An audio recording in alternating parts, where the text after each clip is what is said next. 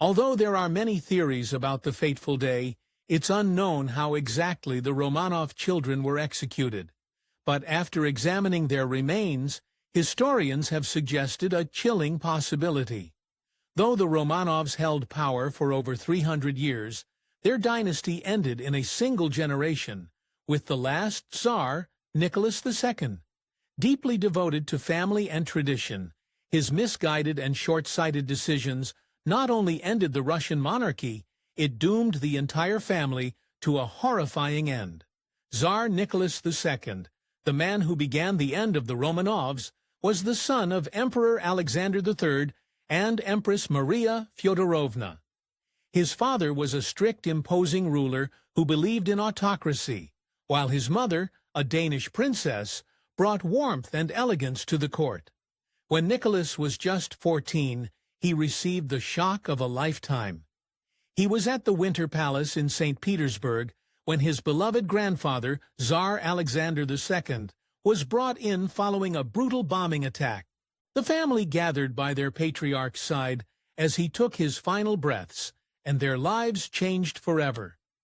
Now that Alexander III was Tsar, he not only had to deal with the pressures of ruling, but also of raising his son to one day become his replacement.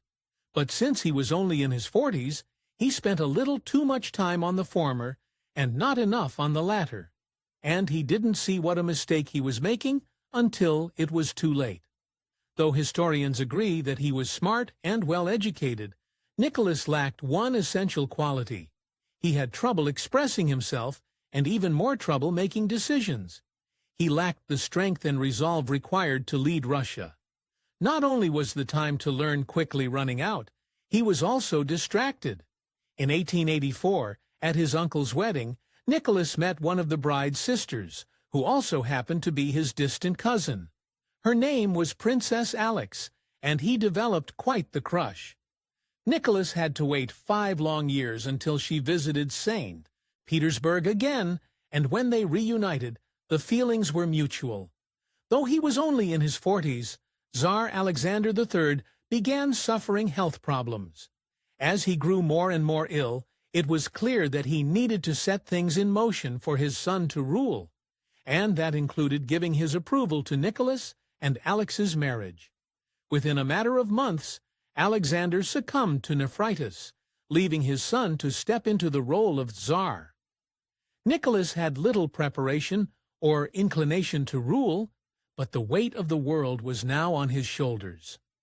Growing up, Tsarina Alexandra had been nicknamed Sunny, but her story was anything but. When she was just 6, her mother and her beloved younger sister succumbed to diphtheria. Earlier, her brother Friedrich tragically fell from a palace window before his 3rd birthday. Friedrich suffered from hemophilia, a disease in which the body doesn't produce the agents needed to clot blood, which leaves sufferers in danger of bleeding out from even seemingly trivial injuries. The disease is hereditary, meaning that as distant cousins, both Alexandra and her husband were potential carriers. Nicholas went from losing his father to marriage to ruling an entire empire in a period of months. The coronation of Nicholas VI and Alexandra in 1896 was a lavish display of imperial grandeur, filled with ceremonies, parades, and celebrations. Moscow was transformed into a stage for the new emperor, with thousands of people gathering to witness the event. But an unexpected tragedy unfolded amidst the festivities. During a feast at Kadinka Field, meant to showcase the new emperor's generosity, crowding triggered a stampede where over 1,200 people died, and thousands more were injured. When Nicholas was informed of the stampede, his response was twisted. He showed no emotion at all. Though advisors told him that it might be wise to put a stop to the festivities in order to show respect, he ignored their pleas. That night he showed up to a ball in his honor, earning himself an insulting nickname, Nicholas the Bloody, and sparking frustration among his subjects. Just months after the royal wedding, the Tsar and Tsarina announced they were expecting a child. Everyone in the palace eagerly awaited a boy, especially Alexandra herself. After all, the fate of the Romanov dynasty was resting on her shoulders. On November 15, 1895, Empress Alexandra gave birth to a baby girl, Olga. Both Alexandra and her husband were thrilled, even if she was a girl. However, not every Romanov was happy. The Dowager Empress Maria, Nicholas's mother, was appalled that there was no direct male heir and worried about what it meant for the family. Less than 2 years later, Alexandra gave birth to another girl, the Grand Duchess Tatiana. By this time, Alexandra and Nicholas were getting anxious. In 1899, Alexandra was pregnant again and had another daughter, the Grand Duchess Maria. 2 girls in a row might be bad luck, but 3 was beginning to look like a curse. Even Queen Victoria weighed in on the matter, writing, "I regret the 3rd girl for the country." The Romanovs were in trouble. In 1901, they had their 4th and most famous daughter, the Grand Duchess Anastasia. If the first 3 girls had successfully dampened their morale, Anastasia shattered it. Reportedly, when Nicholas heard the news, he had to take a long walk to collect himself. It wasn't until 1904 that the Romanovs finally got what they wanted. Alexandra gave birth to a boy, Alexei. When the Empress finally emerged from her haze, she looked out across the room and saw a sea of joyous faces. She knew exactly what it meant. She cried out, "It cannot be true. Is it really a boy?" It really was. But it took just moments for the joy to become horror. When they cut the umbilical cord, they realized something was seriously wrong. The wound wouldn't stop bleeding. It was the first sign that the worst had happened. Alexandra was a carrier of hemophilia, and she'd passed it on to her only son.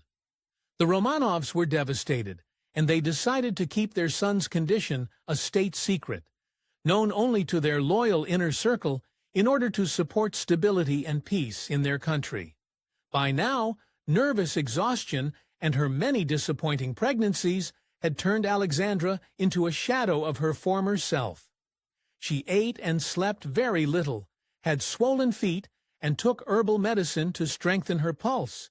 She was also addicted to Veronal, a kind of sedative. Cuts that won't stop bleeding aren't the only problems that come with hemophilia. Alexei had other symptoms, but the worst was when internal lesions caused blood to seep into his joints. As his doctor put it, blood destroyed bones and tendons. He couldn't bend or unbend his arms or legs. In those moments, Alexei could barely move without feeling excruciating pain. The family grew desperate, and they found help in a sinister place. Running out of options, Alexandra called for a strange mystic from Siberia, who claimed to be able to heal the boy.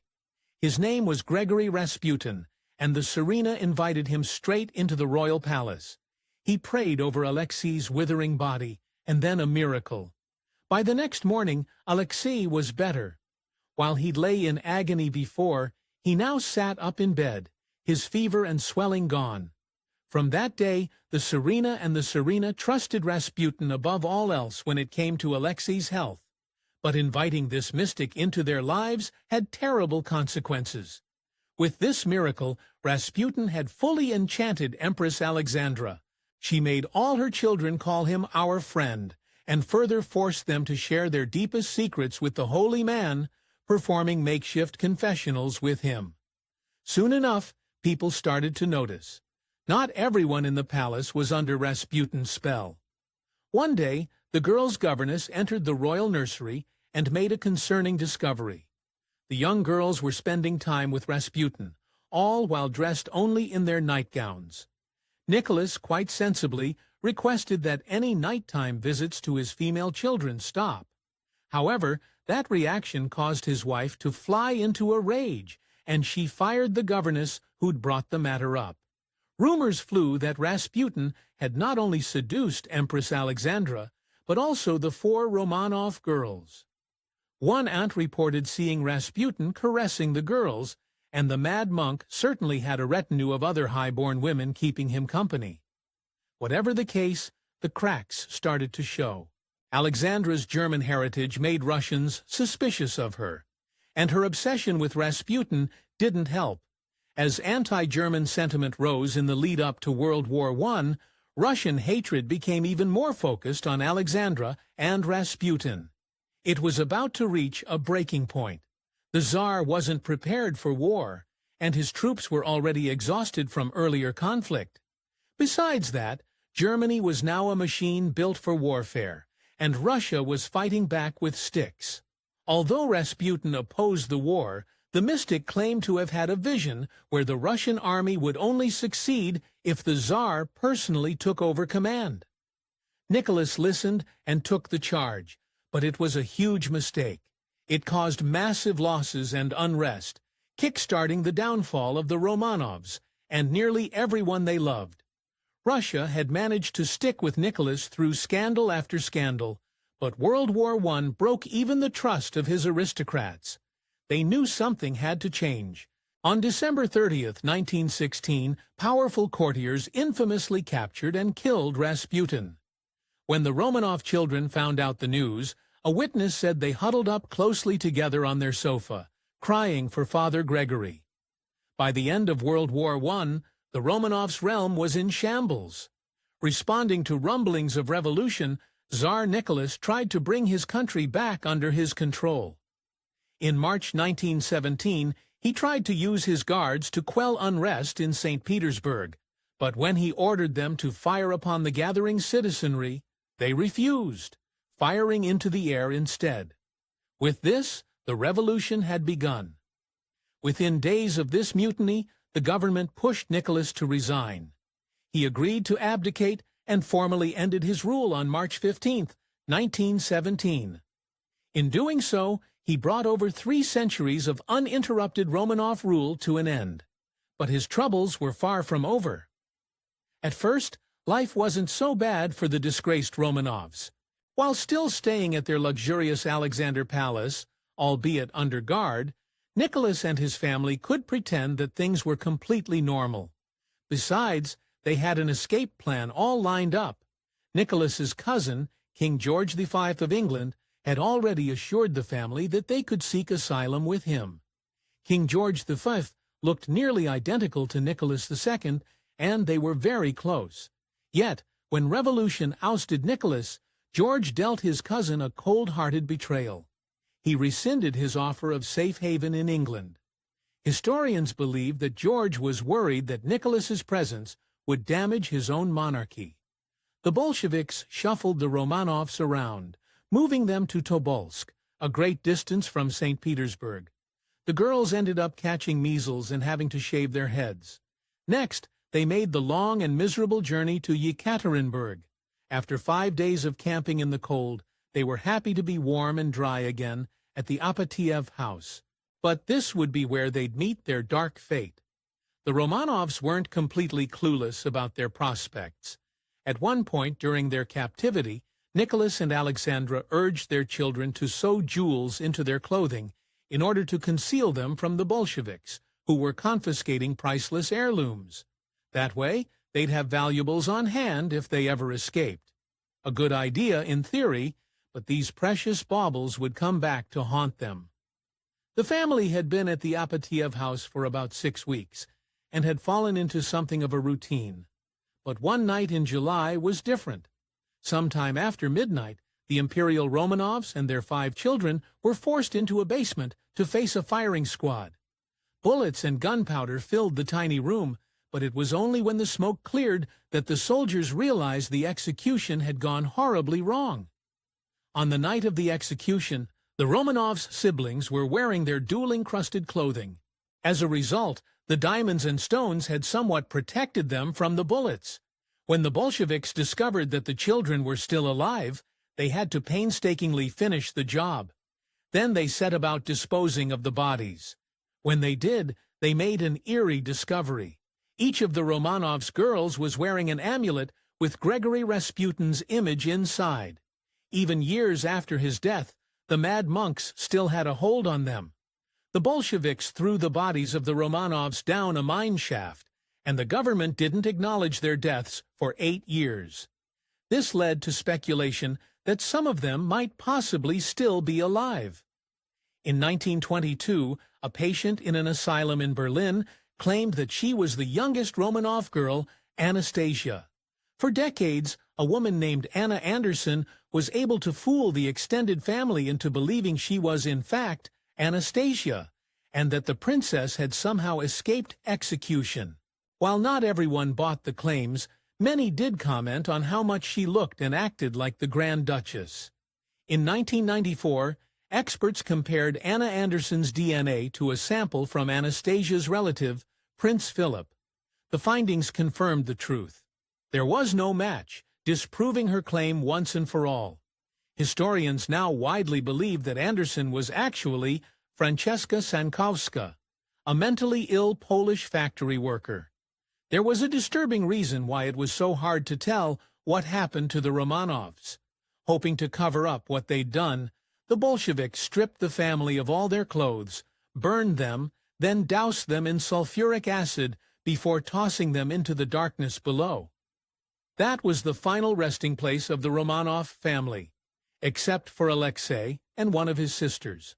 The guards had a plan for them that they hoped would throw anyone searching for the lost royals off their scent. They took the remains of Alexei and one of his sisters and burned them in a bonfire. Next, they smashed the bones with a spade, then tossed them into a smaller pit about 50 feet away from the mass grave. They figured anyone who found the remains at the bottom of the mine shaft wouldn't guess it was the royal family, as the Tsarevich and one of the girls wouldn't be there. Amateur archaeologists discovered the site of the Romanovs' grave in 1979, but they soon realized something was wrong. 2 bodies were missing, one of the girls and Alexei. Rumors persisted for decades that perhaps the boy had somehow escaped, until 2007, nearly a century after his death. Researchers found the remains of a preteen boy and a young woman in a fire pit nearby. DNA testing confirmed that the bones had belonged to Alexei and either Maria or Anastasia. Finally, after nearly a century, the mystery of the end of the Romanovs was settled once and for all. Thanks for watching History Exposé. If you love uncovering the best stories in history, hit like and subscribe to keep exploring with us. Don't forget to visit our main page, FactorNet, for more incredible facts about everything.